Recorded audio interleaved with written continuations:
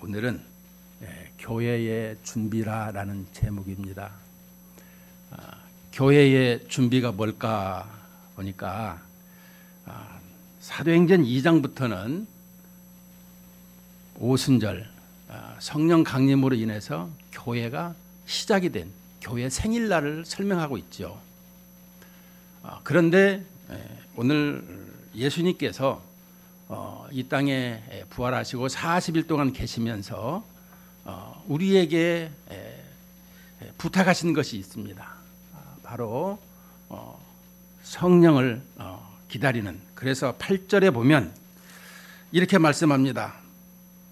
오직 성령이 너희에게 임하시면 너희가 권능을 받고 예루살렘과 온 유대와 사마리아와 땅끝까지 이르러 내 증인이 되리라 하시니라.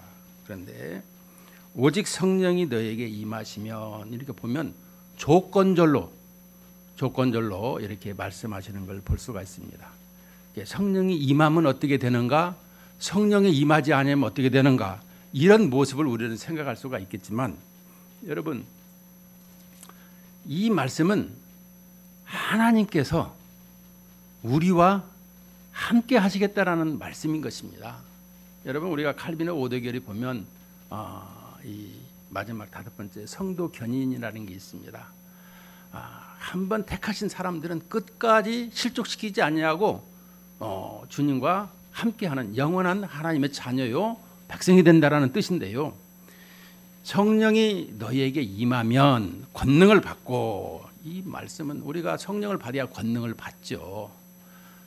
물론 그것도 맞지만, 그러나 지난 시간에 말씀한 것처럼 주님이 우리를 사랑하고 우리가 좋으니까 나와 좀 같이 이 일을 해줬으면 좋겠다, 이 말을 하는 거예요. 그러니까 지금 사도행전에 우리가 보고 있지만 누가복음하고 사도행전은 하나인데 두 편의 편지라 그래서 이렇게 나누었다라고 얘기했어요. 그런데 이 누가복음에는 데오빌로 각하라는 단어를 썼다가 사도행전은 데오빌로요라는 이름을 고칭하는 것은 로마의 고위 관리, 이방인의 모든 사람들을 지칭하는 것이었는데, 이제 이가 이 교회에 들어오다 보니까 이 각하라는 걸 떼내고 이제 공동체 안에 들어와서 함께 불러주는 이런 모습을 보게 됩니다. 그것을 사도 베드로가 이 설교할 적에 딱 일어나서 16절에 보게 되면 교회에서 형제 자매여 부르는 말이 여기 16절에 15절에 보면 형제들 가운데 일어서서 이르되 형제들아 라는 말을 쓴 걸 보면은 이때부터 형제라는 단어가 사용되어지는 것입니다. 이 사도행전을 보면 교회가 태동되기 전과 교회가 태동된 후에 어떤 신앙생활, 어떤 모습으로 살아가는가, 이것을 자세히 가르치고 설명해 주고 있더라, 이런 말씀이 되는 것입니다. 그래서 오늘 여기서도 말씀하는 내용이 뭐겠습니다. 교회의 준비란 성령으로 말미암아 되어지는 일인데 예수님께서 우리에게 말씀하셨어요. 어떻게 말씀했느냐? 이 14절 이 말씀을 보면 13, 14절에 보게 되면 이 예수님의 제자들과 더불어 함께 같이 하여 오로지 기도에 힘쓰더라, 이런 말씀을 하고 있는 것을 보게 됩니다. 다시 말씀을 드리면 이제 하나님의 나라의 일을 하는 데 있어서 교회가 태동되기 전에 하나님의 일을 하기 전에 이 일에 있어서 성령을 받고 성령으로 말미암아 행하는 것을 설명해 주고 있어요. 내가 실력이 있고 능력이 있어 행하는 것이 아니라 내 안에 주님이 계셔서 그 주님이 일하시도록 내가 위탁을 해 드릴 때에 주님이 일하시는 거라는 거예요. 이것을 이 사도행전은 그래서 성령 행전이라 이렇게 말씀을 해 주고 있습니다. 자, 그렇다면 이런 부분을 우리가 생각을 해야 됩니다. 교회에 가게 되면 예전에도 이 십자가 얘기를 하고 또 부활 얘기를 많이 합니다. 그래서 심지어 목사님들끼리도 만나면 아니 십자가를 빼내면 설교가 안 되죠. 예, 맞죠. 부활을 빼면 안 되죠. 맞죠. 부활과 십자가는 손등의 앞뒷면과 같습니다. 그런데 십자가와 부활이 그걸로 끝맺느냐? 그게 아니라는 거예요. 성경은 이제 하나님의 나라의 일을 이제 말씀하신다라는 3절에 보면 그들에게 보이시며, 그러니까 예수님께서 그들에게 보이시며 하나님 나라의 일을 말씀하시니라. 이 하나님 나라의 일을 해야 된다라는 걸 설명해 주고 있는 거예요. 하나님 나라의 일을 하려 그러면 어떻게 해야 되느냐, 이 부분을 설명해 주는데, 오늘 본문에서는 이 교회의 준비, 다음 주죠. 이제 2장에 들어가면 이제 성령의 강림하심으로 이제 교회가 탄생되는 것을 볼 수 있는데, 먼저 오늘 이제 12절부터 배경을 좀 보게 되면, 제자들이 감람원이라 하는 산으로부터 예루살렘에 돌아오니 이 산은 예루살렘에 가까워 안식일에 가기 알맞은 길이라. 자, 지금 예수님께서 제자들이 이제 어디 있냐고 보니까 이 감람원이라고 하는 산, 감람산이라 이렇게 말씀을 해주고 있습니다. 이 부분을 누가복음 24장을 한번 보시면,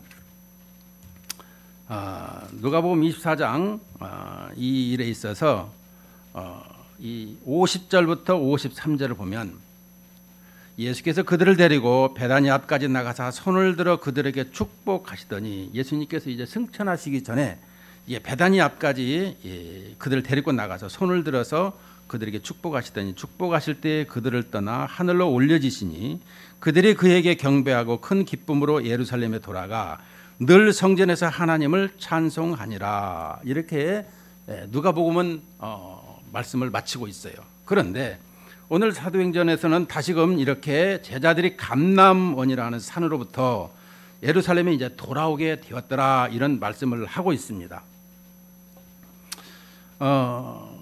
이 감람으로 이게 돌아오는데, 이 산은 예루살렘에서 갖고, 이게 예루살렘에서 앞바다 보면은 감람산이거든요.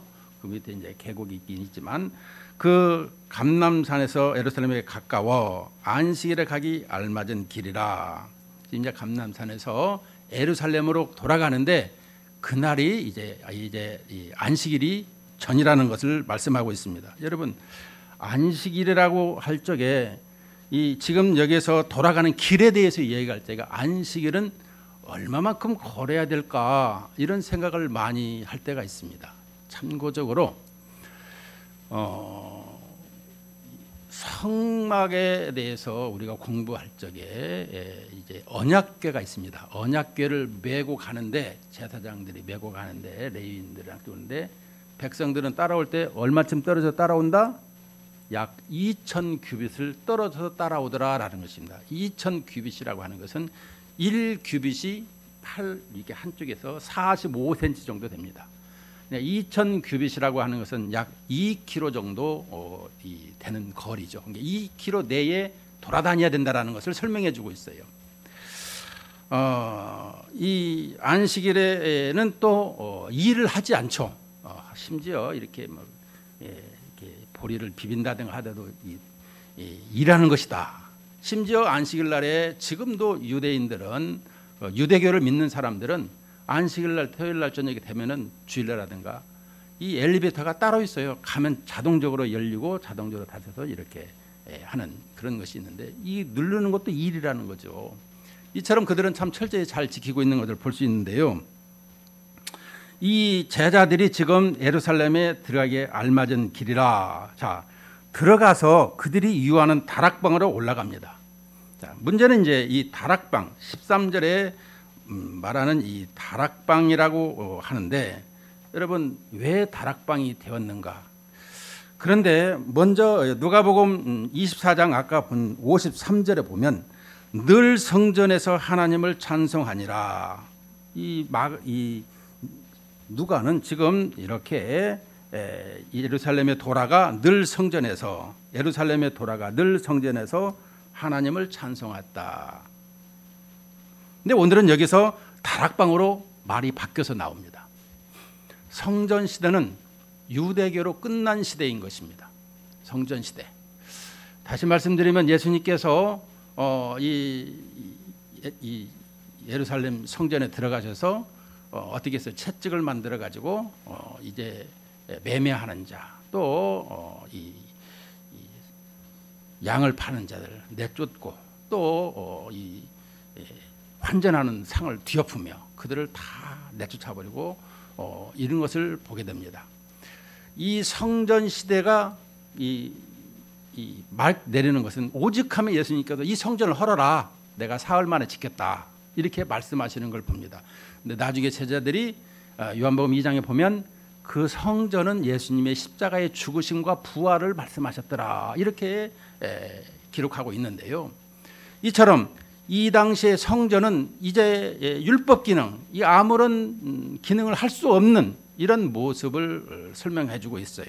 그것을 이제 예수님 십자가로 말미암아 다시금 이제 새로운 시대, 새로운 생태계가 시작되었는데 바로 여기에서 이 다락방으로부터 시작이 된다라는 것을 설명해 주고 있어요. 오직하면 뭐 다락방 전도단도 생기고 뭐 다락방 모임도 생기고 이런 것을 많이 보게 되는데요. 이 다락방을 통해서 이제 모이게 되는 것을 볼 수 있습니다. 이 다락방에 모이는데 누구 다락방이죠? 이 마가의 다락방인 것을 볼 수가 있습니다. 이 마가의 다락방에 올라가는데 이 마가의 다락방도 실은 이 120명 정도가 들어갔더라, 이것을 설명해 주고 있어요. 여기 보게 되면 15절에 모인 무리의 수가 약 120명이더라 라고 보면은 이 120명이라는 것은 이 히브리나 헬라어나 라틴어를 보면 숫자로 이렇게 가르치는 것을 많이 봅니다. 시편에서도 히브리 22자를 전부 다 한 1, 2, 3, 4에서 이렇게 하듯이 22까지의 그런 숫자적으로 시편을 이렇게 기록한 것을 볼 수가 있는데요. 거기에 맞게끔 이 120이라는 숫자를 보면 12지파에 한 지파에 10명씩 이렇게 120명이라 이렇게 말하는 학자가 있는데요. 우리는 이 120명이라는 것을 어떻게 생각해야 될 것인가? 문제는 이 초대교회의 교회의 공동체가 탄생될 때에 120명이 되었더라, 이것을 설명한다라면 지금도 저는 생각할 적에 저희 교회에 한 50가정, 60가정이면 이 120명 됩니다. 그래서 이제 한 50가정을 놓고 여태까지 기도를 하고 있었는데요. 아마 채워주실 것입니다만은 우리가 이 120이라는 이 숫자라고 하는 것은 특별히 요한계시록에 14만 4천을 얘기할 적에 거기서도 이 14만 4천이라는 숫자가 뭐 이 신천지에서는 구원받은 숫자라 얘기를 하면서 그 14만 4천 안에 들어가야 된다 이런 얘기를 하는데 그런 뜻이 아니죠. 12 곱하기 12 12지파 또 12사도 이렇게 해서 12 곱하기 12는 144라는 숫자가 나오는데 거기에 1000을 더하면 14만 4천이 되는 것입니다. 왜 1000이냐? 1000은 많다. 특별히 히브리 문화적 배경을 보면 다윗과 사울을 통해서 천천히요 만만이다 이런 얘기하는 것을 보면 수가 많다 이런 얘기를 설명하고 있는 거예요. 그러니까 우리들은 이런 부분을 이렇게 해석에 대한 것을 잘 가지고 있고 변증에 대한 것을 잘 가지고 있는 이런 말씀을 체계를 우리가 가지고 있어야 되는 거예요. 그렇지 않으면 헷갈려 가지고 지금도 이 많은 사람들이 이렇게 안산홍이나 신천지에 빠지는 이유가 뭐겠습니까? 그 외에 유사종교가 참 많죠. 내가 뭐 보혜사다라고 하는 사람도 많고 우리나라에 한 50명이 더 넘는다 그래요. 하여간 별의별 사람들이 많아요. 자, 그런데 오늘 여기서 이제 다락방으로 가는데 여기에 누가 있느냐라고 보면 베드로, 요한, 야고보 이 숫자가 이렇게 쭉 나와요. 그런데 여기에 보면은 이 숫자가 14절에 보면 여자들과 예수의 어머니 마리아와 예수의 아우들과 더불어 보면은 왜 예수의 어머니가 먼저 나와야 될 텐데 여기서 맨 나중에 나오는가?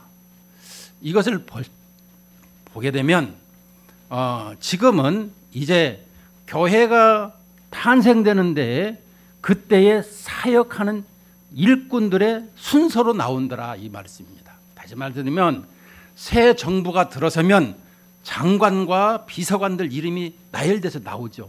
마찬가지로 초대교회 때에 이제 사역할 순서로 이렇게 베드로, 요한, 야고보, 안드레와 빌립 뭐 이렇게 순차적으로 이렇게 나오고 있는 것을 보게 되는 것입니다.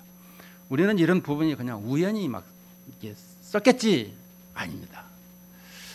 항상 볼 적에 예수님이 제자들을 부를 때에 복음서에는 부른 순서대로 있고 또 가족은 가족 순서대로 있지만 이 본문에서는 사역의 순서, 새로운 예수님의 나라, 교회의 이 태동을 더불어 이제 그 일을 감당할 사역자들의 순서대로 기록되었더라 이렇게 말씀해 주고 있습니다. 그런데 여기서 보면 14절 아우들과 더불어 예수의 아우들과 더불어 마음을 같이하여 오로지 기도에 힘쓰더라. 여기다 보면 더불어 마음을 같이하여 참 중요한 말씀입니다. 우리는 뭐 더불어라는 말을 쓰니까 여기 무슨 뭐 어떤 정당 얘기도 뭐 더불어 이 얘기를 하는 것을 볼 수 있는데 이 더불어라는 것은 마음이 하나가 된 것을 설명하고 있습니다. 한 마음, 한 마음이 중요한 것입니다. 우리는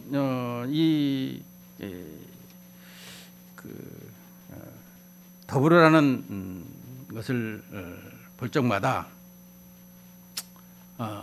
우리는 어떤 생각을 하고 있느냐? 이 같은 신앙 고백, 같은 뜻을 설명할 수 있어야 되는 거예요. 한 마음이라는 것이 뭐겠습니까? 교회 내에서 한 마음이라는 건 뭐겠습니까? 많은 사람들이 이 사도행전에는 이 새로운 종교, 기독교가 지금 등장을 했더라는 것입니다. 많은 사람들이 너희 종교는 어떤 종교냐? 우리 기독교인데 근데 뭘 믿냐?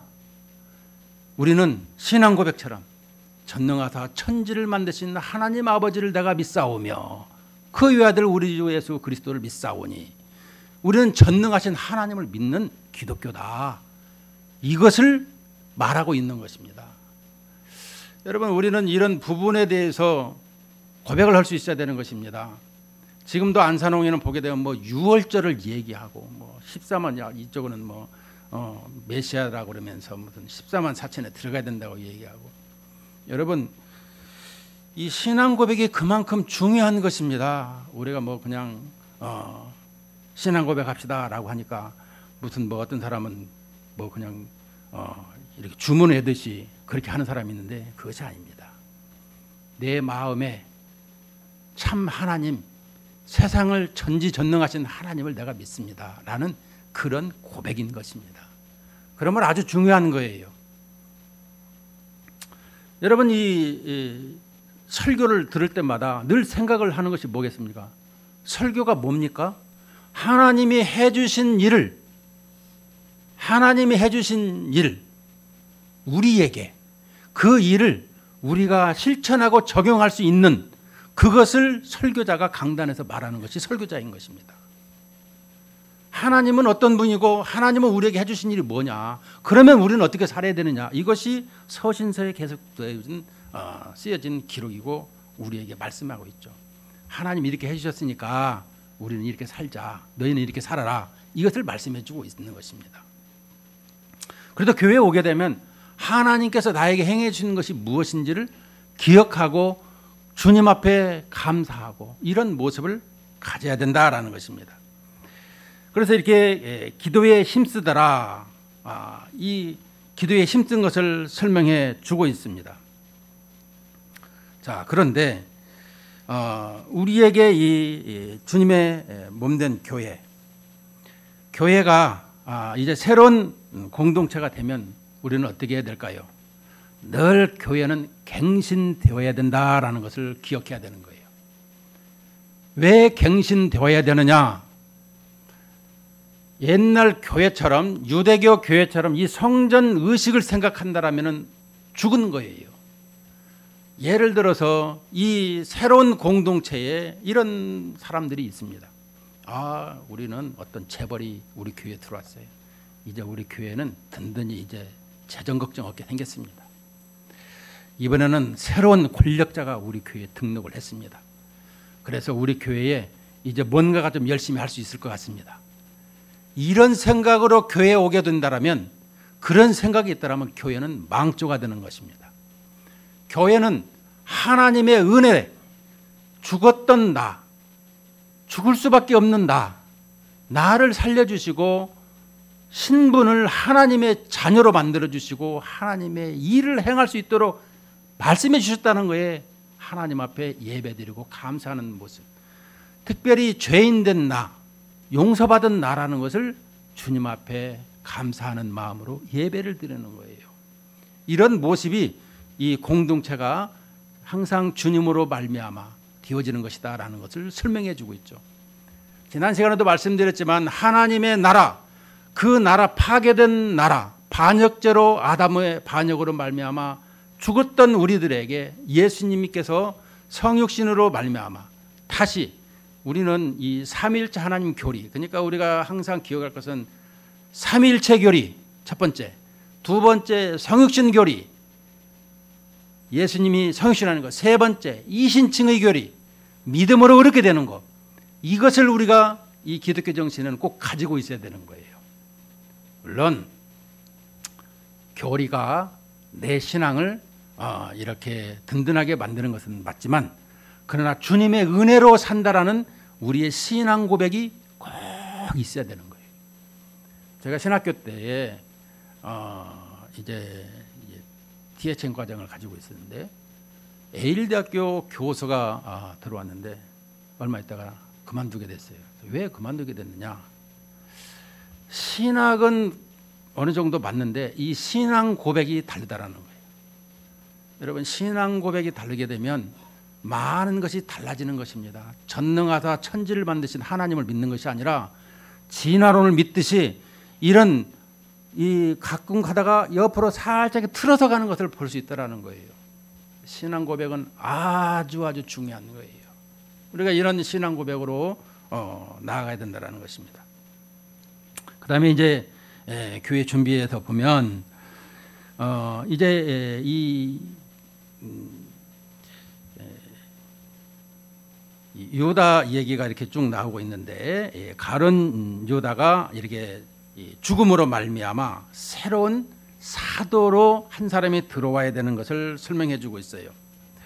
21절에 보면 이러함으로 요한의 세례로부터 우리 가운데 올려져 가신 날까지 주 예수께서 우리 가운데 출입하실 때에 항상 우리와 함께 다니던 사람 중에 하나를 세워 우리와 더불어 예수께서 부활하심을 증언할 사람이 되게 하여야 하리라 하거늘. 자, 이 말은 뭘까요? 사도의 이 기준, 사도의 기준을 설명하고 있는데, 여기에서 보면 요한의 세례부터 우리 가운데 올려진 날까지 예수께서 우리 가운데 출입할 때 예수님과 항상 함께 다니는 게 3년간 공부한 것을 설명한다는 것과, 22절에 보면 이 예수께서 부활하심을 증언할 사람, 그러니까 예수님의 부활을 본 사람들을 지금 말씀해 주고 있어요. 22절에. 자, 그런데 3년간 교육을 받고 주님과 먹고 자고 또 주님의 부활하심을 본 사람을 설명하는데, 자, 가룟 유다가 빠졌는데, 그렇다면 여기서 이 두 사람을 지금 천거한다고 나왔어요. 23절에 보니까 그들이 두 사람을 내세우니 하나는 바사라보고도 하고 별명은 유스도라고도 하는 요셉이요 하나는 마띠아라. 그들이 기도하여 이르되 뭇사람의 마음을 아시는 주여, 이 두 사람 중에 누가 주님께 택하신 바 되어 봉사와 및 사도의 직무를 대신할 자인지를 보이시옵소서. 유다는 이 직무를 버리고 제 곳으로 갔나이다 하고 제비 뽑아 마띠아를 얻으니 그가 11사도의 수에 들어가니라. 자, 여기서 제비를 뽑았다 그랬습니다. 제비를 어떻게 뽑는가 보니까 제비 뽑아, 헬라어로 보니까 이 조약돌이라는 의미가 되더라고요. 뜻이 헬라어 말이 조약돌에 자기 이름을 요만한 조약돌 예쁜 것을 만들어갖고 자기 이름을 씁니다. 그래가지고 그 안에 넣고 흔들어서 먼저 나오면 그게 이제 제비 뽑는 것이 되더라고요. 보니까 제비를 뽑아서 누가 나왔느냐 보니까 마띠아가 나왔더라라고 하고 있습니다. 자, 마띠아가 나왔는데 그가 11사도의 수에 들어갔더라. 우리는 이 마띠아가 11사도의 수에 들어왔는데 과연 마띠아가 한 일이 뭐가 있을까? 성경은 기록되지를 않았어요. 그런데 이 사도에 들어갔을 적에 12사도에 들어가서 보니까 이제 새롭게 이 성령이 임하시는 걸 볼 수 있습니다. 12사도가 되었을 적에 되었더라는 것이죠. 우리는 구약에 보면 사사기의 21장에 보면 베냐민 지파가 좀 나쁜 짓을 하다 보니까 그들을 다 죽여버리려고 씨를 말리려고 하다 보니까 겨우 몇백 명밖에 안 남은 거예요. 이제 한 지파가 이지러지게 되니까 나중에는 그냥 우리 딸 보쌈에 가라 이렇게 나온 거예요. 그래서 보쌈 얘기가 나온 것입니다. 이 사사기 21장에 보면 이처럼 그래서 한 지파 12지파에서 이지러지지 아니하도록 한 지파를 다시 세웁니다. 여기서도 보면 이 12사도 중에 하나가 빠졌는데 다시금 12사도를 채울 때에 사도행전 2장에서 이제 이 오순절 성령 강림이 되는 것을 볼 수가 있습니다. 자, 그렇다면 이게 사도의 수에 들어갔다라는 것을 한번 생각을 해볼게요. 그러면 사도 바울이 사도인데 그러면 그 사도는 뭐요? 이렇게 이야기할 수가 있어요. 그런데 그 사도라는 것을 보면 이 제도를 얘기하기 이전에 주님께서 말씀하시는 내용은 사도를 통해서 하나님의 나라의 일을 하게 하시고 또 증거할 것을 이렇게 말씀해주고 있더라라는 것입니다. 그래서 교회는 선지자들과 사도들의 터 위에 세워졌더라라는 것을 보면 여러분 교회가 예수님의 12 제자들을 주님께서 왜 그들에게 교육을 했을까요? 하나님의 나라 다시금 재창조된 하나님 예수 그리스도의 나라에 그 나라가 어떤 모습으로 형태를 만드냐면 교회 공동체라는 형태를 만드는데 거기에 제자들이 역할을 해야 되는 것을 설명해 주고 있어요. 근데 그 제자들이 해야 될 일을 예수님을 대충 알면 되겠습니까? 근데 그들은 주님이 부활하시기 전까지도 대충 알았어요. 심지어 부활하시고 나서도 만나도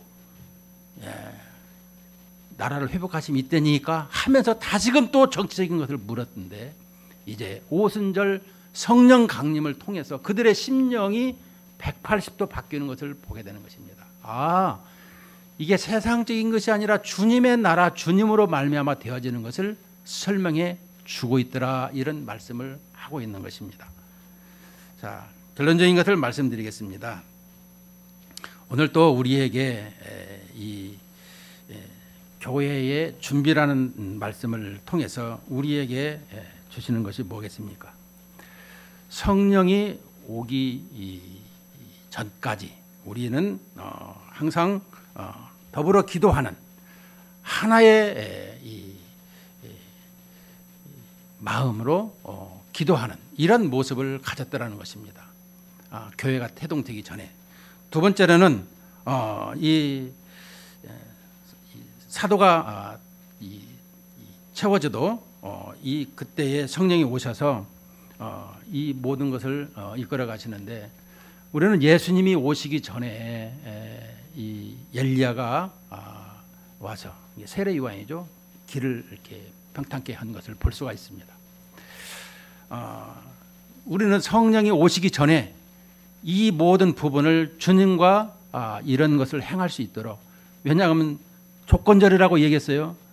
성령이 너에게 임하시면 우리가 아니더라도 얼마든지 주님은 새롭게 하실 수 있어요. 돌멩이로도 티끌로도 만들어도 할 수 있고 심지어 모세를 통해서 이렇게 시내산에 있을 적에 이스라엘 백성들이 황송아지를 금송아지를 이렇게 섬길 적에 그들을 다 이제 진멸하고 새롭게 하겠다 했을 적에 모세가 출애굽기 32장에 보면 생명책에서 내 이름도 그럼 지어주세요. 그랬을 때에 하나님께서 모세의 기도를 들어주고 다시금 모세를 앞세워서 이렇게 나가는 것을 보게 되는 것을 우리는 성경이 보았는데, 우리가 지금 이런 교회의 준비를 통해서 이미 우리는 지금 교회가 다 되어진 상태에서 살아가고 있는데, 교회에 준비되어지기 전에 이런 모든 것을 하나님이 다 준비하고 있더라, 이런 것을 보게 된다면 우리는 어떻게 해야 될까? 그 일에 나를 위탁해 드려야 되는 것입니다. 주여, 주님 나를 들어 사용해 주시고 내가 주님의 도구가 되기를 원합니다. 이런 모습으로 나아가야 되는 것을 설명해 주고 있어요. 우리는 이 교회에 오게 되면 이 종교성으로 살아갈 때가 많이 있는데 그러면 안 되는 것입니다. 여러분, 성령 충만 하죠. 성령 충만을 배울 적에 물이 가득하듯이 이렇게 가득 채우는 것이 성령 충만이다. 두 번째, 어떤 부분이 단락 끝 할 때 피니시 됐을 때 두 번째가 성령 충만이다. 이렇게 배웠어요. 두 번째. 세 번째, 성령 충만은 주님과 나와의 수직적인 관계로 이것이 드러나는 것을 성령 충만이다. 이렇게 말씀해 주고 있습니다. 우리는 세 번째로 주님과 나와의 관계성을 설명해 주고 있는 것입니다. 여러분, 더불어 기도했더라. 성령이 오시기 전까지 기도했다라는 것이 뭐겠습니까? 내 삶의 하나님과의 그런 밀착 관계, 기도가 뭐라 그랬어요? 신뢰성을 설명하고 있다고 그래요. 신뢰, 항상 신뢰. 또 두 번째로는 나는 아무것도 할 수 없고 주님이 이것을 다 하실 수 있습니다. 왜냐하면 전능하신 하나님이시라는 것. 이것을 통해서 이루신다라는 것을 고백하는 것입니다. 우리는 가끔 가다가 기도를 하면 하나님이 내 기도 응답하셨어 하고 좋아할 때가 있습니다. 물론 그럴 수 있어요.